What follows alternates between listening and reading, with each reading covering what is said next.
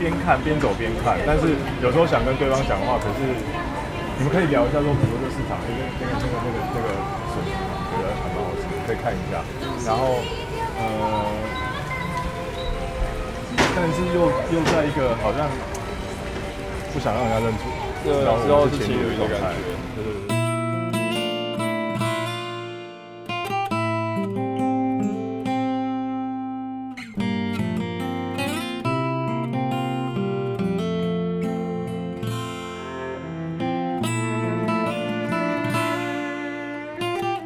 Hello， 大家好，我是珍珍。那这次很荣幸受《我是谁》的邀请来当男主角。Hello， 我是次次，然后我很开心可以有这个机会可以跟他一起又合作一次，然后第二次了，我也是男主角。对。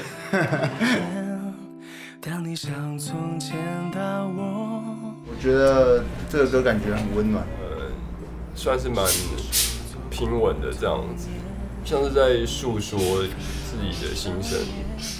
我有去录音室听就在录音室听卢学瑞在唱，在录音。我那时候会鸡皮疙瘩就是他有时候唱高音，然后听他们在那边调每一个音要怎么唱，然后是什么意思。我觉得卢学瑞他唱得非常的真诚。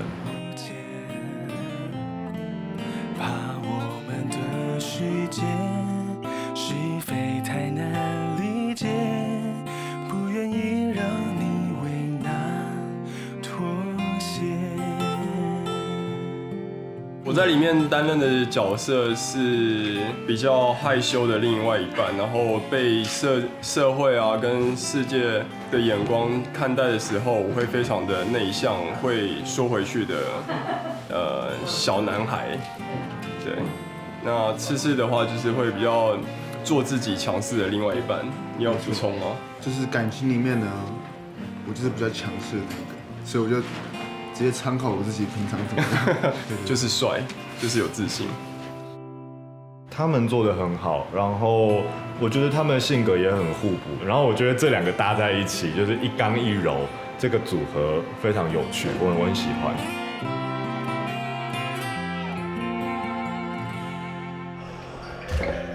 脚尖落地，然后前面这边，对啊，我同手同脚。那所以你要有这个摆动，要律动。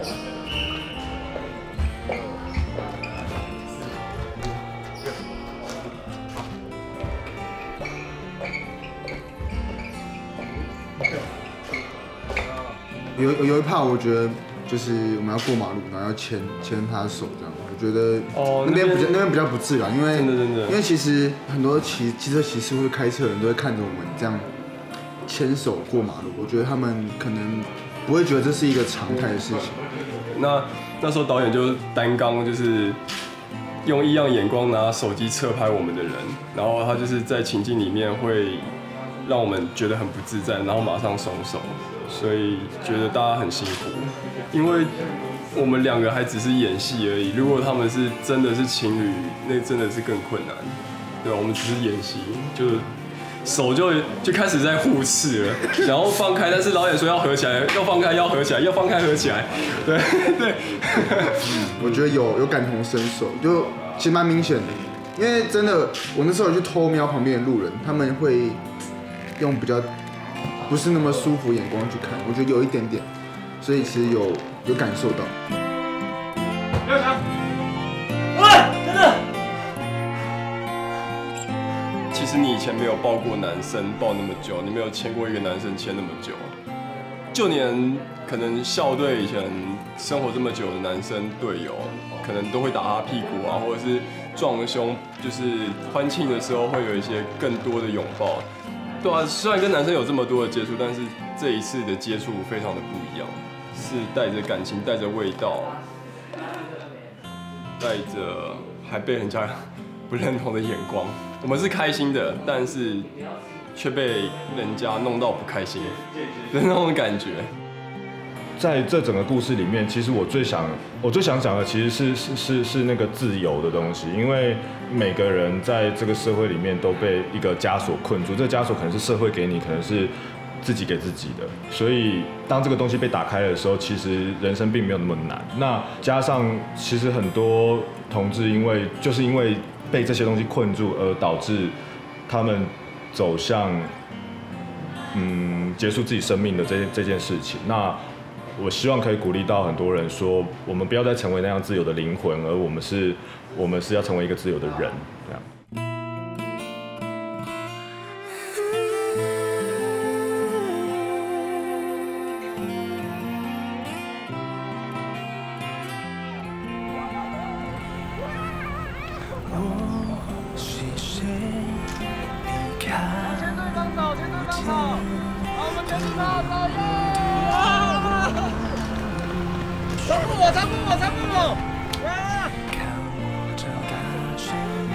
跑步那个我跟你讲，他跑太快了，然后我其实腿比较短，他190，所以我很辛苦。他是田径队的，国小田径队，我想说这绝对要跑快一点，不然被他追上哪有的面子的。他在偷懒，不敬业。哎，你很累对不对？没有，辛苦了，辛苦了。这就是双面人，你知道吗？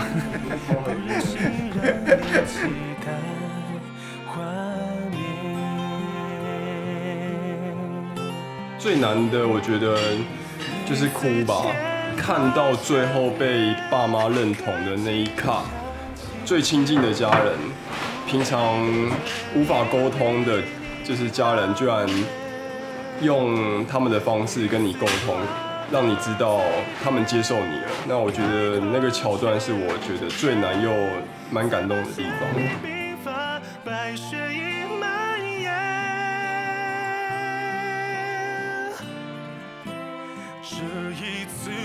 试试啊，来再塞一个，看你能塞多少。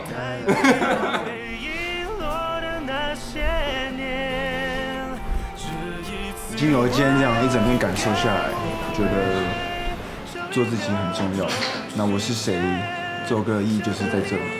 我的看法，做自己的时候是非常有自信的，即便是一个再普通的人，你只要就是有自信，大家都会很喜欢那个样子的你。超热，是不是很想洗澡？也太想洗了。这辈子没有这么想洗澡过。冷水在水洗物啊！这太丑了，哪有整？好，来漱口。